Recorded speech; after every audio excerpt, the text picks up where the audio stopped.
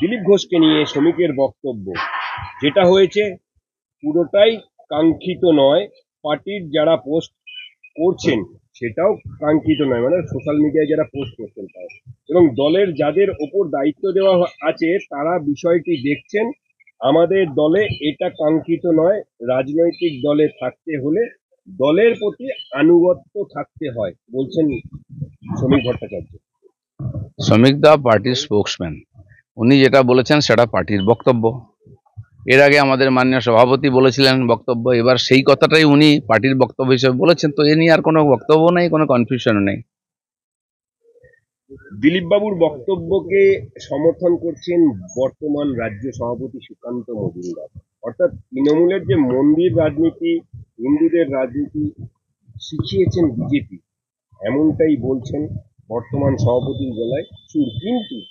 কিন্তু তিনি দিলীপ বাবুর এই কার্যকারিতাকে মানছেন না। ঠিক আছে, তো প্রেসিডেন্ট যেটা বলেছেন ওটা শেষ কথা, এরপরে কোনো কথা চলবে না। দাদা, 11 দিন ধরে পাকিস্তানের হাতে হুগলি বিএসএফ জওয়ান, এবার পাল্টা ভারতের হাতে পাক রেঞ্জার। রাজস্থান সীমান্তে পেরিয়ে ঢুকতেই বিএসএফ হাতে পাক রেঞ্জার। দেখুন, প্রত্যেক দেশের বর্ডারে খোলা জায়গায় মাঝে মধ্যে এরকম ঘটনা ঘটে। বাংলাদেশের সঙ্গে হয়েছে, আর ওই মরুভূমি এলাকায় অনেক সময় সীমা বোঝা যায় না, হয়ে যায় হয়তো ভুল করে বা সন্ধ্যার দিকে কেন চলে গেছে বা এ কেন এসেছে, এটা ওখানে ফ্ল্যাগ মিটিং হয়, এসব নিয়ে কথাবার্তা হয়। এর আগেও গেছে, এসেছে, আর আমরা তো পাইলটকেও নিয়ে এসেছি যে আক্রমণ করতে গেছিল। সেই জন্য সরকার এর ব্যাপারে কাজ করছে। আমার মনে হয় দুজনেই আর সুরক্ষিতভাবে নিজের দেশে ফিরবেন। চন্দননগরে গ্রেপ্তার পাক নাগরিক, কিন্তু ফতেমা বিবি 45 বছর ধরে চন্দননগরে থাকেন। 1980 সালে পুলিশ ভিসা নিয়ে ভারতে প্রবেশ করেছিলেন, তারপর আর ফেরেননি। এরকম লক্ষ লক্ষ লোক ভারতবর্ষে আছে। বাংলাদেশ থেকে তো এসে কোটি কোটি লোক যারা কোনো ভিসা পাসপোর্ট নেয়নি, ঢুকে পড়েছে, এখানে থাকছে। তো আজকে কমসে কম পাকিস্তানিদের দিয়ে শুরু হচ্ছে, যেহেতু পাকিস্তান একেবারে শত্রু রাষ্ট্র। এরপরে বাংলাদেশি অনুপ্রবেশকারীদের উপরে ব্যবস্থা হবে, যেটা অলরেডি গুজরাট বিভিন্ন জায়গা থেকে শুরু হয়ে গেছে। আর সারা দেশ থেকে এদের বিতরণ করতে হবে। যে কোটি কোটি লোক এসে এখানে কুই পোকার মতো মানে কুরে কুরে খাচ্ছে ভারতবর্ষকে, এটা চলতে পারে না। শিলিগুড়ি মাটিগড়া সেনা ক্যাম্পে চাঞ্চল্য, আচমকা ক্যাম্পে ঢোকার চেষ্টা আফগান নাগরিকদের, গ্রেপ্তার করলো পুলিশ। সরকার এটা তদন্ত করে দেখবে যে লোকটা কে, কেন, কোথা থেকে এসছে, কেন এসছে এখানে। এই ধরনের ঘটনা থেকে সাধারণ মানুষকেও সাবধান থাকা উচিত। এই ধরনের অন্তর্ঘাত ইত্যাদি অনেকে করতে পারে।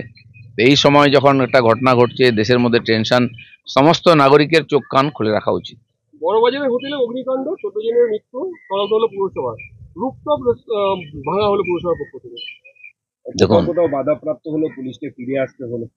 রুফটপ তৈরি হয় কি করে বেআইনি ভাবে, প্ল্যানের বাইরে? অগ্নি ফায়ার ব্রিগেডের অনুমতি ছাড়া, নো অবজেকশন ছাড়া কি করে তৈরি হয়? এরকম পুরো কলকাতা জুড়ে আর বাজারে যেখানে সেখানে হোটেল তৈরি হয়ে যাচ্ছে, রেসিডেন্স তৈরি হয়ে যাচ্ছে, ড্রেন নাই, জল বেরোবার ব্যবস্থা নেই, জল আনার ব্যবস্থা নেই, অগ্নি নির্বাপনের ব্যবস্থা নেই। এখন তো জেলা শহরগুলোতেও এই ধরনের বেআইনি নির্মাণ হয়ে যাচ্ছে, ফলে তার এই ঘটনাগুলো ঘটছে। মালদায় চললো বুলডোজার, রেলের জমিতে তৃণমূলের কার্যালয়। সারা পশ্চিমবঙ্গ জুড়ে হাজার হাজার কার্যালয় টিএমসির জমি দখল করে হয়েছে বেআইনিভাবে। রেলের জমি, পিডব্লিউডি জায়গা, ইরিগেশনের জায়গা, যতগুলি অফিস আছে। আমি তো বলছি টিএমসির যে হেড অফিস আছে না, সেটাও বেআইনিভাবে কবজা করে তৈরি করা। তো কবজার রাজনীতি এই যে শুরু করেছে টিএমসি, ফলে পুরো সমাজেতে একদম এই মাফিয়াগিরি আর গুন্ডাগিরি, জবরদস্তি কবজা ব্যাপক হারে চলছে। অর্জুন সিং একটা বিস্ফোরক মন্তব্য করেছেন যে দিলীপ ঘোষের সঙ্গী জিয়াউল হক, তিনি কে? তিনি একজন স্মাগলার, তৃণমূলের সাথে বিশ্বাসের ঘনিষ্ঠ। এই জিয়াউল হককে নিয়ে কেন্দ্রীয় এজেন্সি নিয়ে দাঁড়িয়ে ঘুরে বেড়াচ্ছেন দিলীপ ঘোষ। না, জিয়ারুলের মতো 1000-এর বেশি লোককে আমি বিভিন্ন সংস্থায় প্রতিনিধি করে পাঠিয়েছি। কারণ যে ক্ষমতায় থাকে সরকারের, সেই পার্টি রেকমেন্ড করে, নাম পাঠাই আমরা।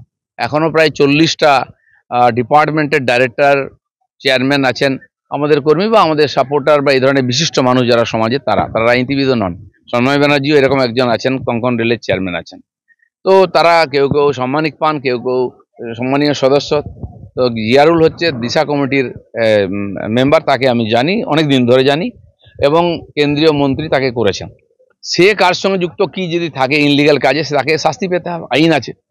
কিন্তু উনি কি করে জানলেন যে বারিক বিশ্বাসের সঙ্গে যোগাযোগ আছে? ওনারও কি বারিক বিশ্বাসের সঙ্গে যোগাযোগ আছে? আমি যদি বলি, আর অর্জুন সিংয়ের লালার সঙ্গে যোগাযোগ আছে, নিয়মিত কয়লার টাকা নেয়। আমি এমনি বলছি না। রাজু যে আমাদের পার্টিতে এসেছিল দুর্গাপুরের, যাকে শুট আউট করে মারা হলো, রাজু তো ওরই চেলা ছিল, ওই পার্টিতে জয়েন করিয়েছিল। দিলীপ ঘোষ কোনো মাফিয়ার সঙ্গে যোগাযোগ রাখে না, প্রমাণ দাও। আর আমি সবে তো শুরু করেছি। কে কে কালো গরুর দুধ খায়, কে পাথরের মূর্তি বিক্রি করে, কে আর বালি খাদান খুঁড়ে বেড়ায়, অনেক আছে যারা ওইখান থেকে এসছেন, সব বোঝা নিয়ে এসছেন। আমি জানি, বলি না, দরকার নেই, কিন্তু আমি কিন্তু বলতে আরম্ভ করি, আর ন্যাংটার নেই বাটপারের ভয়। আমি ন্যাংটা, কিন্তু সবাইকে ন্যাংটা করে দিই।